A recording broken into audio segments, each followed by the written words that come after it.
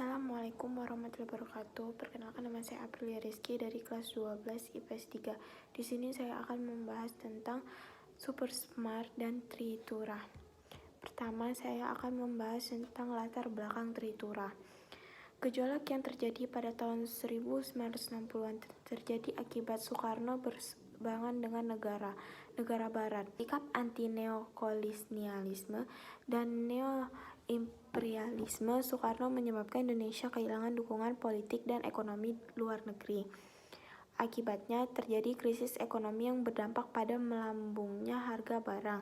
Puncak krisis ekonomi pada periode 1965 akibat peristiwa G30 SPKI. Kekacauan politik yang terjadi memunculkan sentimen anti-PKI dan anti-Soekarno.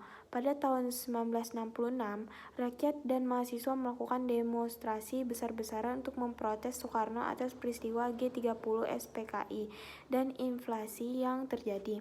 Demokrasi tersebut memunculkan Tritura atau Trituntunan Rakyat sebagai tuntunan atas situasi yang terjadi. 2. Isi dari Tritura, yaitu Perhimpunan Demokrasi dari Kesatuan Aksi Mahasiswa Indonesia atau KAMI, Kesatuan Aksi Pemuda Pelajar Indonesia atau KPPI, dan organisasi lainnya seperti KABI, KASI, KAWI, KAGI.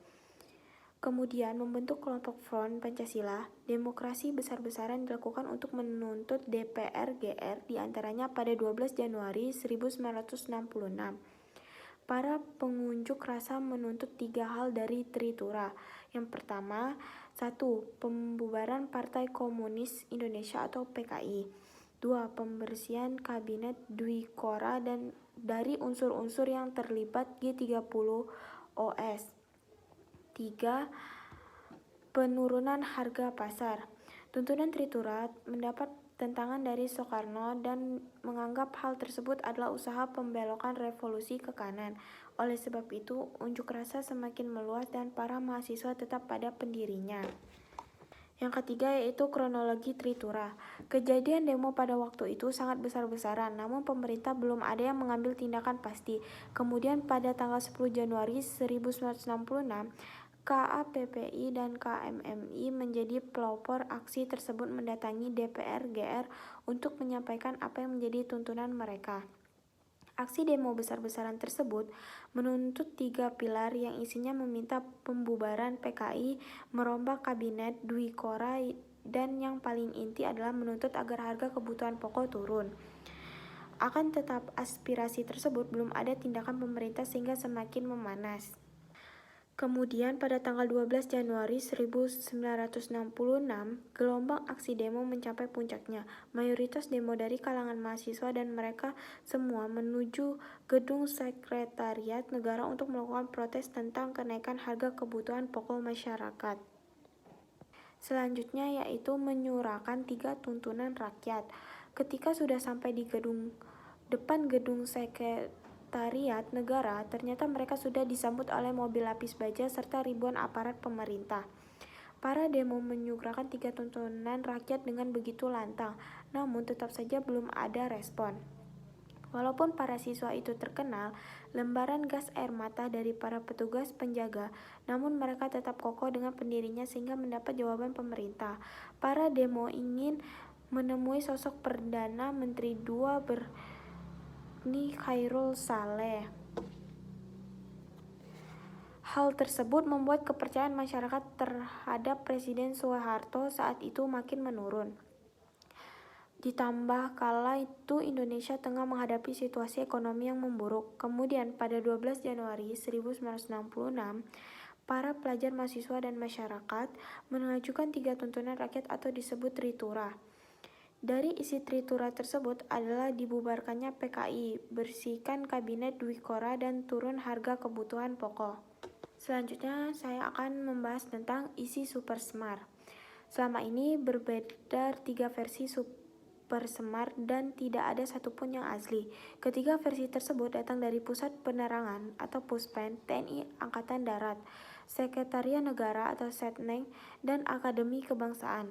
Meski memiliki beberapa versi, terdapat beberapa pokok pikiran diakui Orde Baru dan kemudian dijadikan acuan. Berikut isi Supersmart tersebut. 1. Mengambil segala tindakan yang dianggap perlu untuk terjaminnya keamanan dan ketenangan serta kestabilan jalannya pemerintahan dan jalannya revolusi, serta menjamin keselamatan pribadi dari kewibawaan pemimpinan presiden atau panglima. 2. Mengadakan koordinasi pelaksanaan pemerintah dengan panglima-panglima angkatan lain dengan sebaik-baiknya. 3. Supaya melaporkan segala sesuatu yang bersangkut paut dalam tugas dan tanggung jawab seperti tersebut di atas.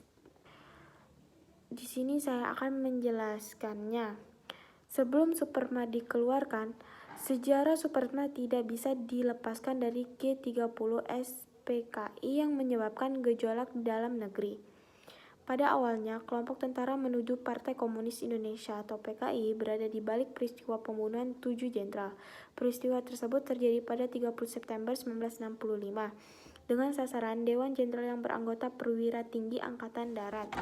Sebanyak 6 jenderal dan 1 perwira menjadi korban G30 SPKI dan jenazahnya dibuang di Lubang Buaya, Jakarta Timur.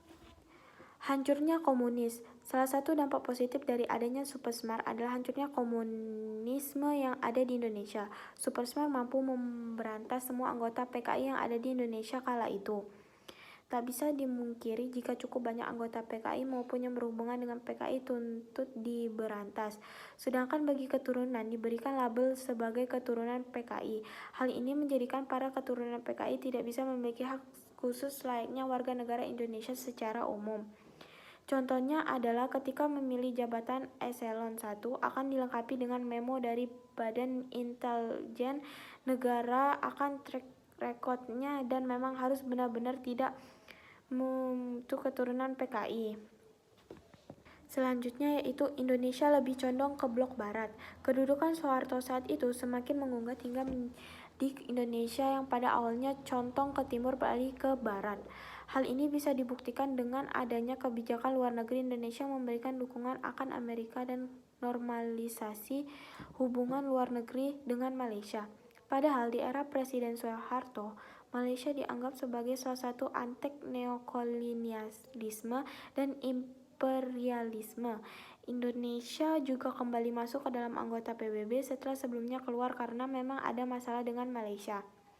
Di mana adanya kebijakan luar negeri Soeharto ini sangat berbeda jauh pada saat masa pemerintahan Presiden Soekarno. Nah, itulah beberapa dampak adanya Supersmart. Sekian dari saya. Wassalamualaikum warahmatullahi wabarakatuh.